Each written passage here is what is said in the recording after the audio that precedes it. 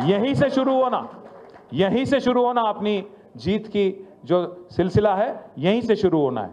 क्योंकि आज हर कोई चाह रहा, आप कोई ऑटो चलाने वाले हमारे भाई से पूछो, क्या हालत है रे भाई, क्या हालत है, बर्बाद हो गया ना भाई, क्या करें।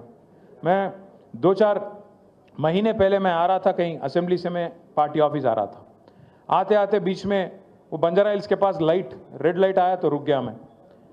इतने में मेरे बगल में एक ऑटो आ गया, ऑटो वाला सलाम बोला, मैं भी सलाम भाई बोला।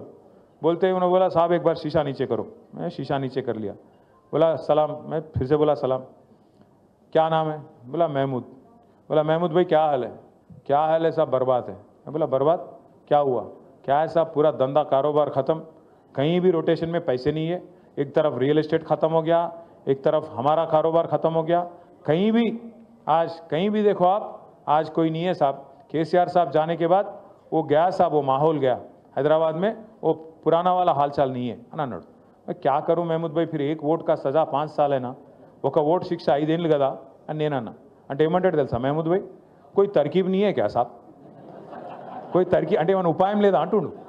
యాడున్నది ఉపాయం, ఉపాయం యాడున్నదంటే మీ చేతులు ఉన్నది। జూబ్లీహిల్స్లో మీరు గట్టిగా గుద్దుతే వీళ్ళు చక్కగా అవుతారు, లైన్లకు వస్తారు। ఇచ్చిన హామీలన్నీ నిలబెట్టుకోవాలంటే మీరు జూబ్లీహిల్స్లో లగాయించి మంచిగా పిడికిలు బిగించి కడుపులోకి వెళ్ళి గట్టి గుద్దుతే అన్ని చక్కగా వెళ్తాయి। తులం బంగారం వెళ్ళాలి, 2500 రూపాయలు వెళ్ళాలి, ముసలోళ్ళకు 4000 పెన్షన్ వెళ్ళాలంటే మీరు ఇప్పుడు మళ్ళా అటు ఓటేసి మళ్ళీ ఇటు అడిగినాం అనుకో, రేవంత్ రెడ్డి ఏమంటాడు, మాకే ఓటేసారు జూబ్లీహిల్స్ ప్రజలు, మేము ఒక్క హామీ నిలబెట్టుకోకపోయినా, అన్ని లంగ మాటలు చెప్పినా, అన్ని దొంగ మాటలు చెప్పినా, జూట మాటలు చెప్పినా నాకే ఓటేసారు, కాబట్టి వీళ్ళకి ఇచ్చేదేమన్నది లేనేలేదు। కానీ రేవంత్ రెడ్డిని అని తప్పులేదు, రేవంత్ రెడ్డి అనేట ఆయన చాలా నిజాయితీ గల మోసగాడు ఆయన, ఏ మాట కామాట చెప్పుకోవాలి భయ్। ఎందుకంటే ఆయన ముందే చెప్పిండు, ఎలక్షన్ ముందే ఏం చెప్పిండు, ప్రజలు మోసం చేసేటోళ్ళనే నమ్ముతారు, మోసగాళ్ళనే నమ్ముతారు, అందుకే మేము మోసం చేస్తామని చెప్పిండు। పాపం ఆయన చాలా నిజాయితీ గల మోసగాడు, ఆయన అన్ని తప్పు లేదు।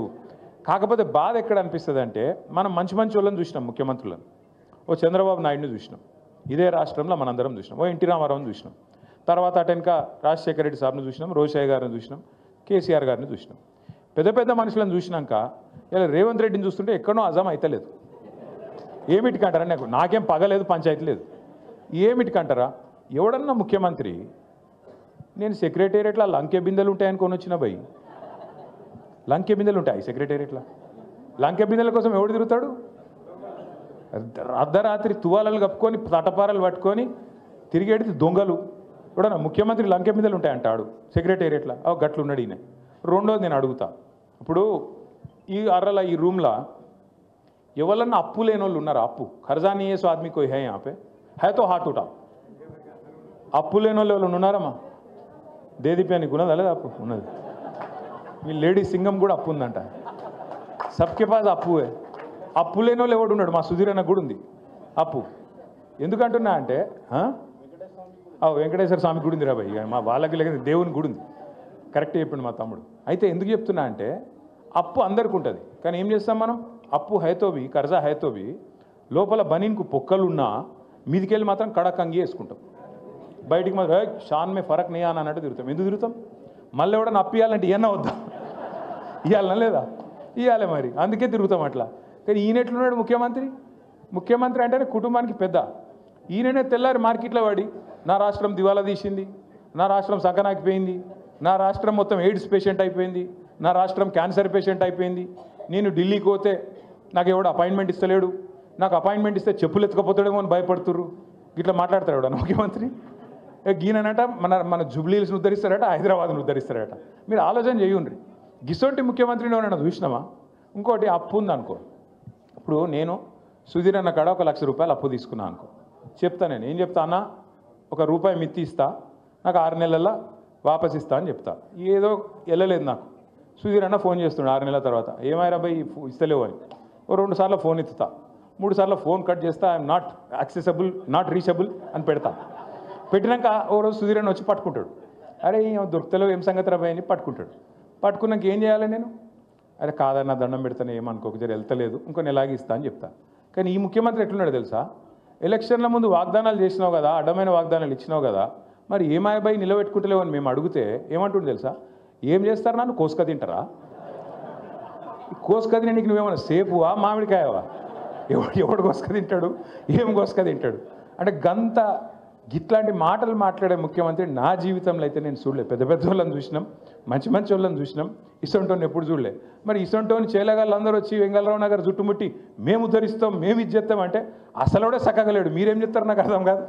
తుమ్మల నాగేశ్వరరావు ఏం చెప్తాడు, పొన్నం ప్రభాకర్ ఏం చెప్తాడు, వివేక్ ఏం చెప్తాడు, వాళ్ళతో ఏమవుతుంది? ఊదుగాలది పీరి లేవది, ఏది కూడా జరగదు. ఎలక్షన్ తెల్లారి ఒక్కడు కూడా పత్తు ఉండడు. మళ్ళా మిగిలేది గిదే గులాబీ కండువా హైదరాబాద్లో తప్ప మళ్ళీ ఎవడు అడ్రస్ కూడా దొరకడు కాంగ్రెస్ వాడు. యాది పెట్టుకోండి. నేను మిమ్మల్ని అందరినీ కూడా ఒక్కటే కోరుతున్నా, మనోళ్ళకి ఏమలవాటు అంటే వెంగళరావు నగర్లో కానీ హైదరాబాద్లో కానీ మీరందరికీ మనకు కొద్దిగా నవాబీ టచ్ ఉంటుంది కదా. హైదరాబాద్లో అంటే కొద్దిగా నవాబీ టచ్ ఉంటుంది. మనం జల్ది వెళ్ళాం ప్రచారం, మెల్లగా ఆరామ్సే उठते आराम से चलते आराम से अपना काम चलता. सुबह सुबह 9 बजे मीटिंग बोलते कैसे आना रे भाई, रात को 2 बजे सोए कैसे उठना, ఈ టైప్ ఉంటాం మనం. ఈ ఒక్క 2 నెలలు దయచేసి కొద్దిగా టైంకి వండుకోండి, టైంకి లేవుర్రి, జర్ర కష్టపడుర్రి దయచేసి. నెంబర్ 1 రిక్వెస్ట్ మీకు. పడదామా వద్దా? ఆ పొజిషన్లు ఉన్నాం కాబట్టి మళ్ళీ పొజిషన్లకు రావాలంటే లగాయించి పని చేస్తేనే అవుతుంది తప్ప మనం డైలాగులతో కాదు. నెంబర్ 1. నెంబర్ 2, మరి గోపీనాథ్ ఉండే పెద్ద దిక్కు, మీ అందరికి అండగా ఉండే, మరి అన్నవాయే కదా ఎట్లా, గోపన్న లేడు కదా ఎట్లా అనే బాధ మీకు ఉండొచ్చు. మీ అందరికి నేను మాటిస్తున్నా, ఒక్క గోపన్న లేడు కానీ గింత పెద్ద కుటుంబం మీకున్నది. నేనున్నా, విష్ణన్ ఉన్నాడు, సుధీర్ అన్న ఉన్నాడు, భాస్కర్ అన్న ఉన్నాడు, సోయల్ భాయ్ ఉన్నాడు, సునీతమ్మ ఉన్నది, దేదీప్యం ఉన్నది. ఇంతమందిని కూడా మీరు ఏ అర్ధరాత్రి పిలిచినా మీ కాడికి వచ్చే బాధ్యత మాది. తప్పకుండా మిమ్మల్ని కాపాడుకునే బాధ్యత మాది. పెడతారు, కేసులు పెడతారు, బెదిరిస్తారు, ఇది అంటారు, అదంటారు. మీరు చూస్తూనే ఉన్నారు కదా నా వెంబడి ఎట్లా పడ్డారు. కేటీఆర్ని అలా జైల్లో పెడతారు అని ఒకడు అంటాడు. బాంబులు వెళ్తూనే ఉన్నాయి దసరాకు అని ఒకడు, దీపావళికి అంటాడు ఒకడు. మరి ఆ దీపావళి పోయింది, ఇప్పుడు మళ్ళీ దీపావళి వస్తుంది. బాంబు లేదు, భీము లేదు. భయపడద్దు. రాజకీయంలో ఇవన్నీ కామను. వాళ్ళు ఏందో చేస్తాం, కేసులు పెట్టి బెదిరిస్తాం అనుకుంటారు. భయపడితే మనం లీడర్లం కూడా కాదు. బరాబర్ కొట్లాడాలి. ఒక పీజేఆర్ కొట్లాడినట్టు, ఒక కేసీఆర్ కొట్లాడినట్టు, ఒక గోపీనాథ్ కొట్లాడినట్టు బరాబర్ మనం గల్లీలో నిలబడాలి. అన్యాయానికి ఖిలాఫ్గా మాట్లాడాలి, కొట్లాడి నిలదీసి మన పార్టీని మళ్ళొక్కసారి గెలిపించుకోవాలని చెప్పి నేను విజ్ఞప్తి చేస్తా ఉన్నాను.